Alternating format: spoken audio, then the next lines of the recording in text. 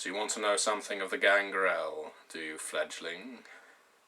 You wish to know something of the ferals, the savages, the animals, the beasts, other vampires, other kindred, other clans, like you to dub us with those epithets, and while they sum us up to an extent, they do not sum us up by half.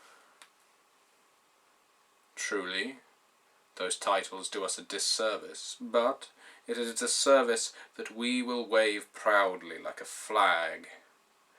We will paint ourselves in those gaudy colours, and it will conceal our true power, where power truly resides among vampires. We are not merely countryside-dwelling nomads, lone wolves, trailing the road. Where would we feed? We are not merely savages, born by bloodlust, whilst we do make excellent hunters. That is not our main raison d'etre. While we may lose control more often than any other clan, that does not mean we are out of control. Rather, it means that we commune with our blood. We speak to that vitae that pumps through our unliving hearts. We talk to our beasts. We shackle our beasts, but we allow our beasts to shackle us in kind. We can speak to that monster within, and sometimes we like what he has to say. Draugr is not such a frightening term for we of the Gangrel. And while other clans may think that we are mindless brutes, incapable of holding a political position in a city, it is those fools that would think as such that do not realize that the Covenant's strongest pillars are built by the Gangrel, and that the Gangrel of all clans are perhaps more unified than any other. And this is not through some anal lineage bearing as per the Ventru, or their Macellarius bloodline, or any other. This is because we recognize deed, word, and strength of blood.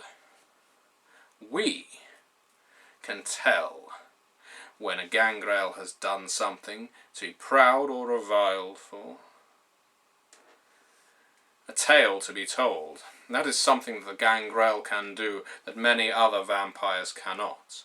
We have a rich oral history, is how it would be put by a Mechit, I expect.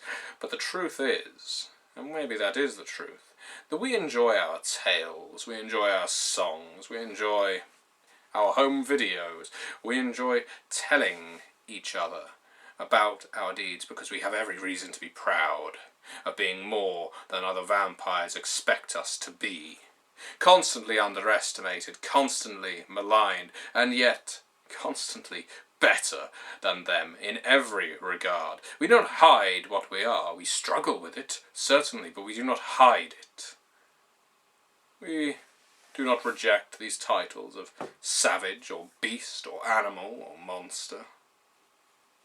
Feral, Draugr. We can see that that is a possibility, but while the Ventru are only now making inroads into dividing up one's soul, dividing up one's being, the Nahuali, one of their bloodlines, an Aztec offshoot, that believes it can separate the beast entirely from the body and occasionally succumb entirely, but only to receive a month or so's grace as a complete human, are covering ground that the Gangrel discovered 2,000 years ago. Our origins could be traced back to ancient Rome, but in truth, that is just as far as I know of the vampires that I have encountered. The oldest that I know dwelt in ancient Rome and told us of a time when we were slaves to a group known as the Julii, I presume some Ventru precursor, or Deva. But the slaves were not as slaves you would imagine. We were not whipped. We were not thrown as cannon fodder. Not that there was cannon. We were not fed to lions. Slaves in ancient Rome held ancient Rome in their palms. arms, for it is the slaves that made the wheels turn, made the gears grind. It is the slaves that controlled the kingdom. True, we may have been owned, there may have been deeds of our ownership, and we were adept at killing, at hunting, and many other such things, but we made ourselves indispensable in that time. The Gangrel proved, especially with the sack of Rome, that we were not to be underestimated, and how quickly the other clans do forget. I mentioned before we have direct communion with our blood. This is a secret that few outside of the clan truly know, but it is why the Ordo Dracul prize us so highly. We have found ways to stave off our beast, to resist the call of the blood. We have found ways to succumb to the beast, and, as the Nahuali are only doing now, shackle him for many, many nights at a time. There is a period in a Gangrel's existence, the Red Surrender. Almost all Gangrel succumb to it eventually, or so I've heard. And certainly I have felt its irresistible pull. While another clan, the Dever, the Nosferatu, as they approach succumbing to the beast, recoil with fear, desperately clutch to humanity, save an orphanage from a fire, decide to help an old lady cross the road, just in some vain hope of maintaining that precious morality. We feel the pull of the beast as something to be welcomed.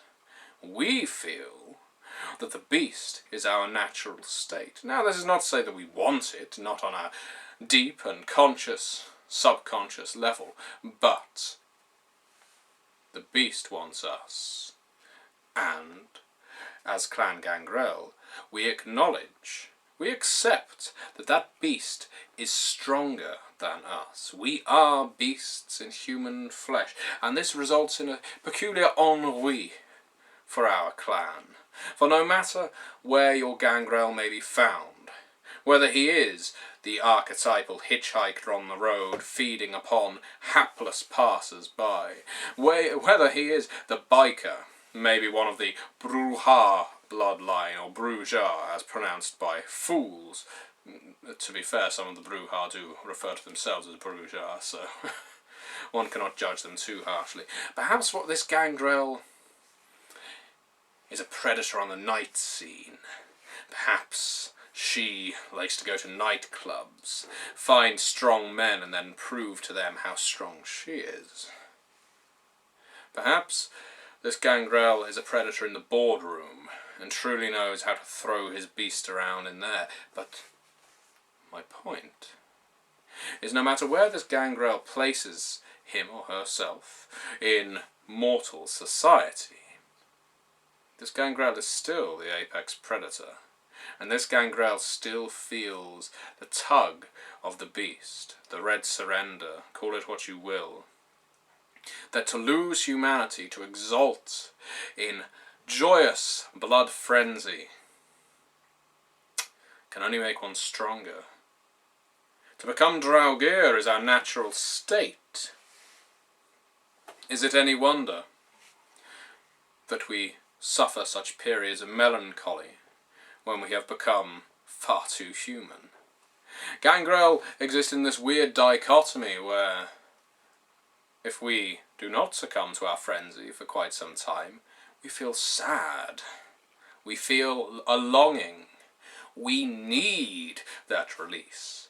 We need to let out that monster, that passenger inside our mind, our body, our soul, that just wants to tear someone limb from limb, to gut him and watch and listen to the joyous sound as the bowels hit the floor with that wonderful splat, to see the blood run out as if from a tap, and to put one's mouth in the appropriate place so as to lap at the wound.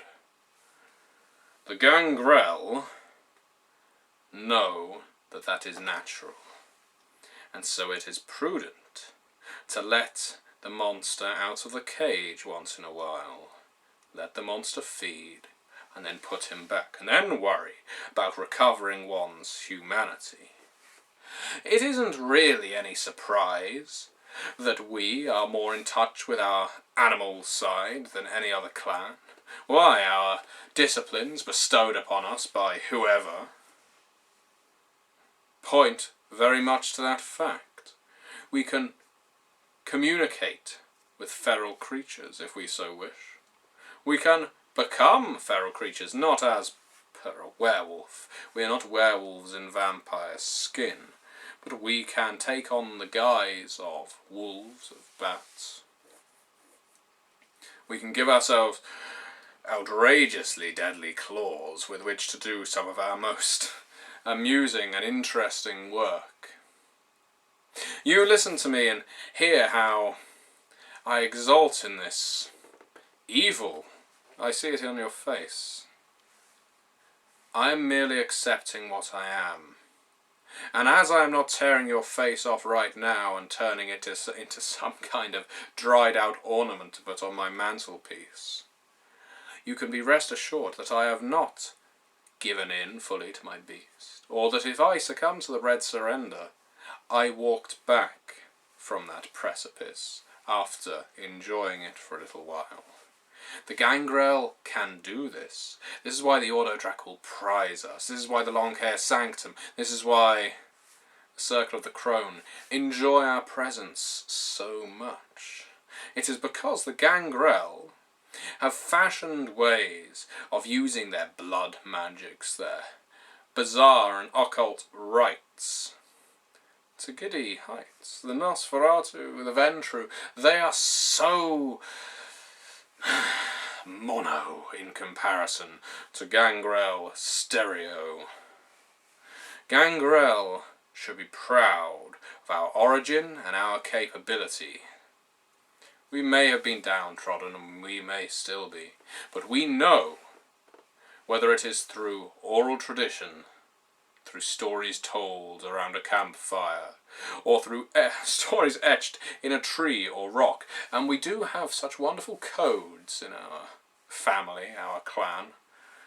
I could go to a city that I have never visited before, and I would recognise from the tags on the walls which packs of Gangrel are here, what their motives are, what they enjoy doing, what they prefer to hunt. Not too dissimilar to a way an animal might piss up against a tree to mark its territory, but a Gangrel does it with a certain more aplomb than that. You look at me as if my accent does not match what you'd expect for a Gangrel, that you would expect me to be speaking with some kind of rough accent. Well, I am one of these boardroom predators. I have performed a major acquisition of another company, and you know how I did that? By destroying those who worked at my rival's company. Because my abilities are not just limited to the physical. My abilities go beyond. I can transcend. I can communicate with the monster inside me and the monster inside you. And when I found another kindred in control of a rival company, I scared that beast inside him. I cowed him. I whipped him into a corner, and I showed him who the true slave is, Deva or not. I showed him that the Gangrel is the master of this territory, that the Gangrel is the chief of this domain. And while some of us may be tribal, some of us may like to hunt by moonlight and stalk poor individuals across the countryside, the horrible truth is this: your preconceptions of the Gangrel are a stereotype. We go far, far beyond what you would expect of us. Far beyond. We enjoy pleasures you would just consign to the Deva. We can feel that humanity ebb and flow For we do wish to recover it. We do not wish to become mindless forever. But we know what it is to be monsters, to revel in it, to control it, and to control the monsters of others of our kind. How could we be anything other than blessed by Longinus? We are apex predators. There is a reason the other clans fear us, shun us, and consider us outsiders. They may not realize it, but it is because they are terrified of our power, of what we can bring to bear. We can make an entire covenant implode on itself, if we so chose. Maybe we do. Maybe it's already happening. Maybe you will see the results soon. Don't underestimate the Gangrel, savage and macabre as we may be. Maybe we have claws, maybe some of us have animal features. I hear that is a throwback to a way we used to be. But we are not mindless cretins. We are monsters in human form. We will tear you apart if you think less of us than we believe we deserve.